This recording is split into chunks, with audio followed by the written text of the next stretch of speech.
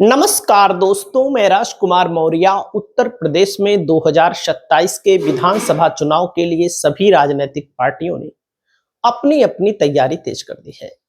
इस वीडियो में आप सभी साथियों को बताने जा रहे हैं भारतीय जनता पार्टी से, मौर्य समाज, शाक्य सैनी कुशवाहा समाज से कौन कौन से नेताओं को भारतीय जनता पार्टी 2027 के विधानसभा चुनाव में मैदान में उतार सकती है।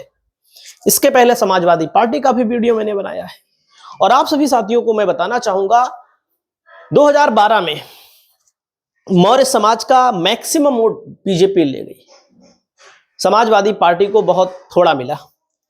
लेकिन 2024 के चुनाव में भारतीय जनता पार्टी को जितना वोट मिला था 2022, अगर मान लीजिए 80% मिला था तो 60% मिला होगा, 50% मिला होगा। ये सत्यता है। क्यों?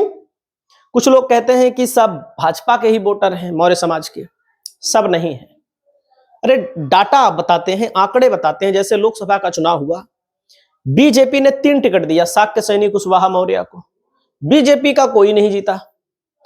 समाजवादी पार्टी ने 6 दिया, समाजवादी पार्टी के 3 जीते, 2 तो मामूली अंतर से हार गए, एक फूलपुर एक फर्रुखाबाद, नहीं तो वो भी 2 जीत सकते थे, बहुत ज्यादा अंतर नहीं था। तो दोस्तों कहने का मतलब है कि आंकड़ा यहीं से निकल कर आता है कि जिस समाज के जितने सांसद बने या विधायक बने, उसी से पता लगता है कि किस समाज का वोट किधर गया। बाकी आपकी जो भी राय हो, आप लोग अपनी राय को बताइएगा। अब शुरुआत करते हैं टिकट को लेकर। देखो भैया, टिकट को लेकर संभावित उम्मीदवार हैं और इन्हीं में से देगी, और कुछ नए आप आ सकते हैं क्योंकि भारतीय जनता पार्टी नया नया प्रयोग भी करती है, किसी को भी नेता बना सकती है। शिवपाल सिंह यादव के खिलाफ विवेक शाक्य को भारतीय जनता पार्टी पिछली बार मैदान में उतारी थी, अब की बार फिर उतार सकती है। लेकिन आप सब जानते हैं कि जसवंत नगर की सीट को हिलाना आसान नहीं है। अगला नंबर आता है दोस्तों, यहां पर देख सकते हैं, यहां पर रिया शाक्य है, विधुना विधानसभा से पिछली बार चुनाव लड़ी थी और यहां से रेखा वर्मा विधायक बनी विधुना विधानसभा क्षेत्र से। विधुना विधानसभा क्षेत्र औरैया जिले की सीट है। तो इस सीट पर समाजवादी पार्टी को टक्कर देने के लिए रिया शाक्य एक बार फिर मैदान में उतर सकती हैं और शाक्य प्रत्याशी ही भाजपा उतारेगी। 100% है, शाक्य प्रत्याशी ही भाजपा उतारेगी। तो विधुना से इनका टिकट लगभग कंफर्म माना जा रहा है। हालांकि भाजपा में कुछ कंफर्म नहीं होता, लेकिन कहां से देगी, ऐसे ही लोगों को मैदान में उतारेगी और उनका आसमान से लेकर आएगी थोड़ी। अगला नाम आता है उत्तर प्रदेश शाहजहांपुर जिले की तिलहर विधानसभा क्षेत्र। शाहजहांपुर में मौर्य आबादी अच्छी खासी है, कुशवाहा आबादी अच्छी खासी है। सलोना कुशवाहा जी पिछली बार विधायक बनी थी, भारतीय जनता पार्टी एक बार फिर इनको मौका दे सकती है। और वहीं पर अगला नंबर आता है दोस्तों, सोनभद्र जिले की सीट है घोरावल विधानसभा क्षेत्र। डॉक्टर अनिल कुमार मौर्य यहां के विधायक बने और 2024 में आपने लोकसभा देखा। ये जो सोनभद्र जिला है, इस जिले की सीट जो है लोकसभा रॉबर्टसनगंज, और रॉबर्टसनगंज में बीजेपी की करारी हार हुई है अनुप्रिया पटेल की, बहुत बुरी हार हुई है। बुरी का मतलब है अनुप्रिया पटेल की पार्टी लड़ी थी जहां लाखों वोट से हार रही है, इसका मतलब है बुरी हार हुई है। तो दोस्तों डॉक्टर अनिल कुमार मौर्य क्या दोबारा बन पाएंगे? अगर आप घोरावल से हैं तो कमेंट करके बताइएगा। वहीं पर दोस्तों अगला नाम आता है ललितपुर। ललितपुर कुशवाहा बेल्ट माना जाता है, बहुत कुशवाहा है यहाँ पर। हमारे जिले में तो ज्यादातर ललितपुर और झांसी से लोग फुल्की बेचने आते हैं। हमारे जिले की बात कर रहा हूं, देखो झांसी फुल्की वाले लिखा रहता है। तो दोस्तों राम रतन कुशवाहा जी हैं, ये ललितपुर से विधायक हैं और बड़े अंतर से जीते थे। हमको लगता है 80-90 हजार प्लस वोटों से चुनाव जीते थे। तो आपको क्या लगता है ललितपुर में अब की क्या होगा? कमेंट करके आप लोग बताइएगा। फाजिल नगर विधानसभा क्षेत्र है, सुरेंद्र कुमार कुशवाहा है, इनके खिलाफ पिछली बार सपा से स्वामी प्रसाद मौर्य लड़े थे, मारपीट भी हो गई थी भयंकर। और तो दोस्तों सुरेंद्र कुशवाहा जी आते हैं फाजिल नगर से और फाजिल नगर में इनको एक बार फिर भारतीय जनता पार्टी मैदान में उतार सकती है। अगला नंबर आता है दोस्तों आपके सामने है श्रीमती आशा मौर्य, लोकप्रिय प्रत्याशी, महमूदाबाद सीतापुर जिले की सीट है और सीतापुर में लोकसभा का चुनाव समाजवादी पार्टी ने जीता है, आप लोगों ने देखा होगा। और कांग्रेस हालांकि लड़ी थी और अच्छे वोटों से चुनाव जीती, तो आशा मौर्य जी को एक बार फिर मैदान में उतारा जा सकता है। अगला नंबर आता है सिनोद कुमार शाक्य, बदायूं जिले की दातागंज विधानसभा क्षेत्र है दोस्तों। 2007 से लेकर 2017 तक विधायक थे यहाँ पर। तो इनको मौका दिया जा सकता है। विनोद कुमार शाक्य भारतीय जनता पार्टी से चुनाव लड़ सकते हैं, भारतीय जनता पार्टी इनको मैदान में उतार सकती है। रविंदर कुशवाहा पूर्व सांसद लोकसभा सलेमपुर से कई बार सांसद बने, इनके पिताजी भी सांसद रहे और लेकिन चुनाव हार गए भाई। अब की बार सलेमपुर लोकसभा क्षेत्र से समाजवादी पार्टी जीती, बहुत कम वोटों से, अंतर सभा भी जीती है तो 3-4 हजार वोटों से जीती है। रमाशंकर राजभर चुनाव जीते हैं। तो इनको समाजवादी पार्टी से टक्कर लेने के लिए विधानसभा का भी टिकट मिल सकता है, विधानसभा में इनको मैदान में उतारा जा सकता है। आपको क्या लगता है, आप लोग इनके बारे में कमेंट करके बताइएगा। अगला नंबर है हमारे यहाँ के विधायक है राजेंद्र कुमार मौर्य जी। समाजवादी पार्टी यहाँ पर नहीं लड़ी थी, यहाँ पर लड़ी थी, क्या नाम है, अनुप्रिया पटेल की माता जी, पल्लवी पटेल की माता जी चुनाव लड़ी थी और इन्होंने बहुत बुरी तरह से हराया था, 30,000 प्लस वोटों से। अभी भी इनकी छवि ठीक ठाक है, अच्छी है, क्योंकि बहुत सारे विधायक बनते हैं तो उनकी छवि 2 साल में 4 साल में खराब हो जाती है।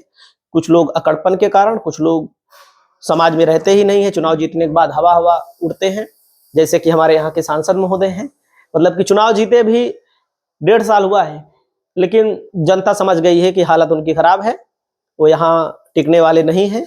तो इनकी स्थिति अच्छी है, ये बात सत्य है। टिकट मिलेगा तो एक बार फिर विधायक बनने की उम्मीद है। और अगला नंबर आता है दोस्तों जयनाथ कुशवाहा गुड्डन विधानसभा, भाटपार रानी विधानसभा। तो दोस्तों जयनाथ कुशवाहा गुड्डन भाटपार रानी विधानसभा क्षेत्र है दोस्तों, वहां पर क्या नाम है, देवरिया में।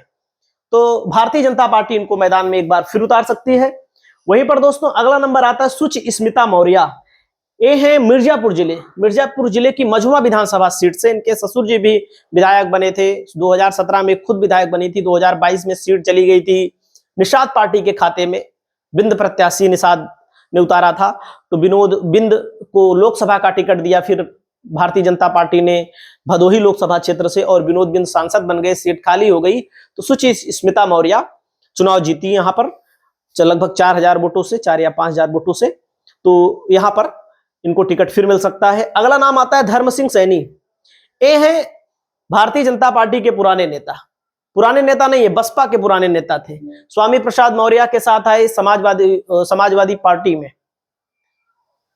भाजपा से फिर समाजवादी पार्टी में।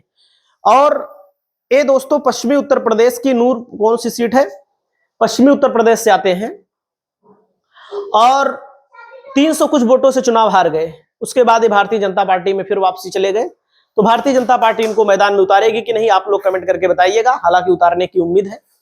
अगला नंबर आता है अंजलि मौर्य, नाम है इनका, ऊंचाहार विधानसभा क्षेत्र से। अगर मनोज पांडे को टिकट भारतीय जनता पार्टी नहीं देती, हालांकि देने की ज्यादा संभावना है, तो इनको मैदान में उतार सकती है।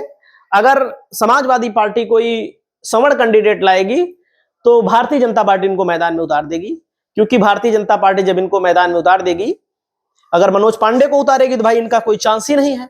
लेकिन अगर समाजवादी पार्टी कोई ब्राह्मण कैंडिडेट लाएगी या ठाकुर कैंडिडेट लाएगी तो फिर मौर्य कैंडिडेट के तौर पर इनको उतारा जा सकता है। और अगला नंबर आता है स्वामी प्रसाद मौर्य की बेटी है, जो कि बदायूं से एक बार सांसद भी रही और अभी भी भारतीय जनता पार्टी में है। इनके पिताजी स्वामी प्रसाद मौर्य ने अपनी पार्टी बनाई है, अपनी जनता पार्टी। तो स्वामी प्रसाद मौर्य की बेटी को भी भारतीय जनता पार्टी मैदान में उतार सकती है, हालांकि उतारेगी वहीं पर जहां पर कठिन मुकाबला होगा, जहां पर जीतती नहीं होगी।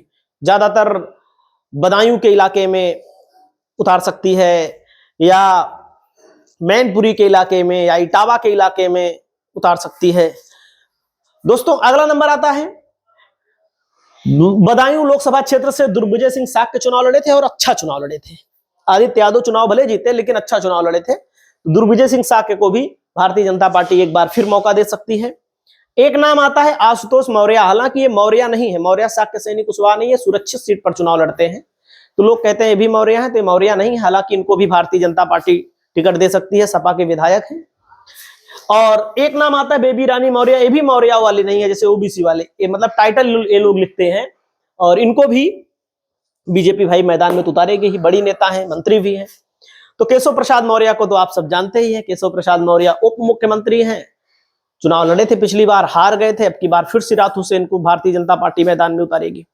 तो योगी की टीम है, योगी की टीम से इन लोगों को उतारा जा सकता है। भी और नाम है, तो हमारे इस वीडियो को बनाने का उद्देश्य है लोगों को जानकारी देना। बाकी आपकी जो राय हो आप लोग अपनी राय को कमेंट करिएगा। नमस्कार।